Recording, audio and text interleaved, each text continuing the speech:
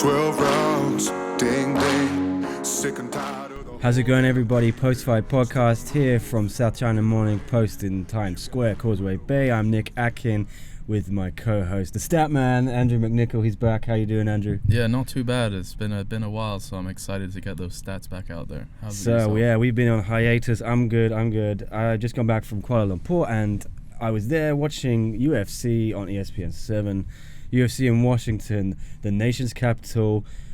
What I thought was a sleeper card, it turned out to be true. It was a really fun night, I thought. What were your overall impressions of the show? For sure, I think your average, your casual would say, there's no one on this card, no one worth looking at. But if you go a bit deeper, you'll see some sleepers, as you were saying. It definitely didn't disappoint, that's for sure. Yeah, we began with a slugfest, Rob Font decisioning Ricky Simon. But I'm going to jump straight into Song Yadong because we are the South China Morning Post. We're going to talk about our boy, the Kung Fu Monkey, Song Yadong, against Cody Stamann. Oh my God. Somehow a majority draw. I do not know how the judges got there. What did you think? Was Cody robbed? That's the consensus. That's what I was seeing on social media. Yeah, the dude retweeted my report saying he was robbed. There you go. But What's up, Cody? Can we give them a bit of context? What just happened? Why was it so controversial? Okay. Third round, it went to a decision.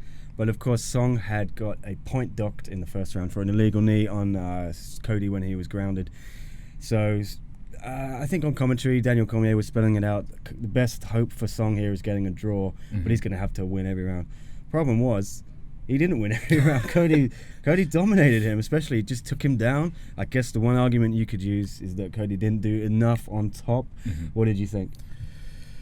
I mean, I would have given it to Stamann, for sure. A bit of a robbery. Song admitted it, and you could see he was shaking his head, waving his finger. I think he knew he'd lost, and I'm pretty sure he said the same to Cody. But it doesn't help, does it, when judges come to these conclusions? It's months of work for Cody down the drain. Yeah, I think Song survived there. A loss would have set him back a lot. Yeah, this keeps him ticking along nicely. He's a good prospect at bantamweight, I think. Yeah, for sure. I mean, there's a few now coming out of China, and I think he's up there, so it's good that he didn't lose, but definitely some work to do. Definitely. He did not look the same though. No, I think I don't know what was going through his head. Was it the different rule set there, being in Washington? Maybe played with his head a little bit. You know what? Let's put it down to that. Yeah. Let's give him the benefit of the doubt there. We'll give you the benefit, Mr. Kung Fu Monkey. All right, got to move on. I love this fight. Aspen Ladd v. Yana Kunitskaya. Right, so 2 rounds, not much happening. Aspen goes back to her corner.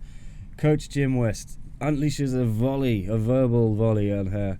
I've got the transcript here. I'm going to have to not swear because we're a family newspaper.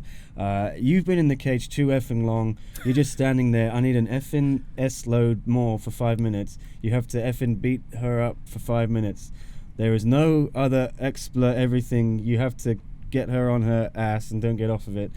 You stay inside, you stay in that phone book, and you effing punch the F out of her, hitting her face. She's not going to like it. Every time you hit her, she goes backwards. Punch her, and don't stop effing punching her, okay? You have to pick it up. Aspen, you have to go. Everything you have for 5 minutes. She can't keep up with it. The moment you touch her in the face, it backs her up. Stay on it. Keep your back off the cage. What happens? Aspen Ladd goes out there, fakes the right, absolutely drops her with the left hook. Yep. Boom. Down she went. Got on top of her, bit of ground and pound. Ref stopped it 33 seconds into the third round.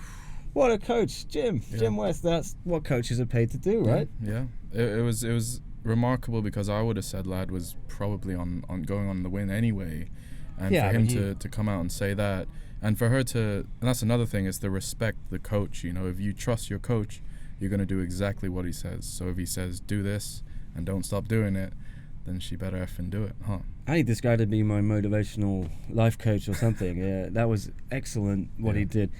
She followed it. I guess not every fighter follows their coach's instructions, but he was pretty clear there. I don't think he can be clearer. No, she I would have said was already sort of picking Kunitskaya apart a little bit, but to really put that mark in the third round really shows I'm a legit contender here. Well, good for Aspen, bouncing back from first loss of her career earlier this year after that horrible weight cut when she got knocked out. Moving on, more drama. This card provided everything. Stefan Struve v Ben Rothwell, heavyweight. Ben Rothwell gets the decision with gets the TKO with 3 seconds left in round 2. Yeah. Oh my word, the drama. Yeah. 2 low blows, not 1, 2, on poor Stefan Struve. Yeah. It's one of those things that the first one, when I saw it, I was like, that is going to hurt. And he definitely took his time. He was rolling around. You know, and we've all been hit there. Yeah. Not by a heavyweight, I think. Not when you're Ben Rothwell. Exactly. So he got smashed, in the nether regions, and the breadbasket. Yeah, it happens again. Like almost the exact same thing. You got to put it down, I think, to the height difference, because Stefan Struve is 7 point something. Yeah, he's 6'7" or something. Huge. Is he? Rothwell's not a small guy by any measure, but his kicks were just landing there. Yeah, He couldn't get them higher. Yeah. Dan Miragliotta, the ref, a little bit of controversy from him for telling Stefan Struve, "Hey, you're ahead on the cards. If you can recover from this second one and get through this round, you're probably going to be up 2 rounds and up a point," because he docked Rothwell a point for the second kick. Right. So Struve he's explained his thinking. He was thinking, well, if I win this, instead of just taking the no contest, whatever, I get that bonus.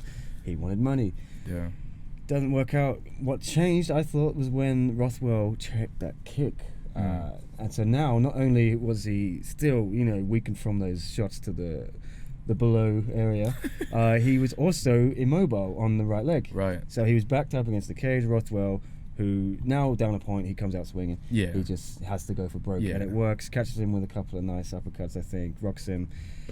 Yeah, 3 seconds left. If Stefan had got through that, you probably think Rothwell wins that round, but then it's still Rothwell has all the work to do in the third round. So unlucky for Stefan, but he's come out well, and I think he's owned it, and he's got no ill feeling towards Ben Rothwell or to the ref. He was really respectful, and despite coming out of retirement there, it seems like he's still optimistic. We'll see what happens after this. It's what we like about martial arts, respect. Yeah. Sounds like one championship, huh? Chatchery, sign him up, maybe. Then we got the co-main. Not a great fight, I thought. Marina Rodriguez and Cintia Calvillo. Yeah. Another draw we had here. Of course, Calvillo missed weight by 4.5 pounds. Yeah. That's crazy. I'm a bit tired of Cynthia's little antics here. She's done this in the past, hasn't she? Yeah. That's not great. It's not pro. She used to fight out of who was it? Who's Cody? Is Alpha Male? She was Team Alpha Male for a bit, and she just got to lose weight, right? You just got to make the cut. She said her body could no longer lose any more weight. It overheated, so that she couldn't sweat anymore. Right. Thing is, though, it's not fair to Marina Rodriguez, is it? No. Look, I'm not saying weight cuts are great. I've never done one. I'm sure it's horrible. I think we know people who have done them, and they say it's horrible. But that's your job. You've got to do it, right? Absolutely. I mean, there's no complaints, right? This is the one sort of provider. The only thing you really have to do, aside from not take drugs and stuff, to get to the fight. And it looked like it affected the fight. Absolutely. She was 4.5 pounds heavy. Yeah, that's not fair. So that go down as a no contest or a draw? No, she just, I think, gave up a slight bit of her purse. Had less money, but it goes down as a draw. Not good. Not what you want. No, it's not ideal, is it? And thankfully, the main event was a little bit... Well, actually, the main event was pretty boring until the last 10 seconds. This card is madness. Yeah, this card just provided a few weird highlights. So, Alistair Overeem, Jairzinho Rozenstruik. Jairzinho gets the KO. It's gone down as with 4 seconds left in the 5th round. Having been down on all 3 judges' scorecards by 4 rounds, he may have won that 5th round. I had him a bit ahead, but still would have been a heavy defeat, I think. Yeah. Overeem was in control. Yeah, he looked good. Crowd wasn't really enjoying it. They have 2 heavyweight bangers there. I think 2 guys with reputations for KOs, spectacular ones at that. But Jairzinho picked up his 4th KO of the year in 4 fights since debuting in the UFC. Not bad, huh? I mean, the KO itself was great, but spectacular. What we saw after was quite so gruesome. He put literally his whole body into that right hand. He propelled himself off the ground, split Alistair Overeem's lip off his face.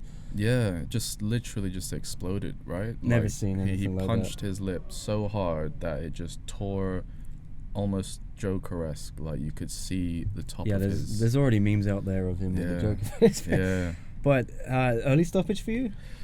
Well, I didn't realize it was 4 seconds to go. So when it happened, I was like, oh, like he's definitely gone down now, and he looks pretty out. But you see his eyes roll back in slow motion, but then he's awake again. He's awake. That's Up the he issue. gets. That's the stumble. Yeah. I think the ref sees the stumble. Yeah. And it's like that. He's so unlucky. 4 seconds left. Yeah. I feel bad for him. That was unlucky from the Reem, because you know everyone's been giving him a bit of stick for, I don't know, changing his style a bit, maybe running a little bit more away from threats rather than taking it head on. But you know, good luck to him. You don't want to see such a horrible injury to such a chill dude. So yeah, I'm sure he'll be back. But it sets up Jairzinho versus Francis Ngannou. It looks like exciting. That'll be good, huh? Exciting. What's Jairzinho's record there? Is it? He is undefeated. Yeah, I think 12-0 now. See, that is always attractive for the UFC. Yeah. Yeah, I don't know which way that fight goes. I don't think it goes 5 rounds. No. Someone's getting knocked out. But it kind of, that's a nice place filler, because it looks like they're not going to get Stipe and DC in there for the trilogy until the summer, it looks like now. Obviously, you have to say for Overeem, again, different opponent. He was originally scheduled to fight Walt Harris before that tragedy with Walt's daughter. Nice to see the UFC pay tribute to Anaya Blanchard too, right? Yeah, it was really nice. Sort of like a hint of sort of sadness as you're going into this card, but Overeem just, you know, says some really nice words to Walt and his family, and you know, we wish them all the best, obviously, over here as well. Yep, and we have 2 more UFC cards this year, UFC 245 and UFC in Korea, where South China Morning Post is going to be in Busan. We will not be in Vegas for 245, sadly, but we look forward to being there in Korea, and we will bring you recaps of both shows and previews. So, Andrew, nice one. Thanks for being here. Thanks for chatting, as always. We'll see you again, guys, soon. Thank you. 12 rounds, ding, ding. Sick and tired of the whole damn thing, yeah. Stick a move in the ring. You can hit me with the words you fling.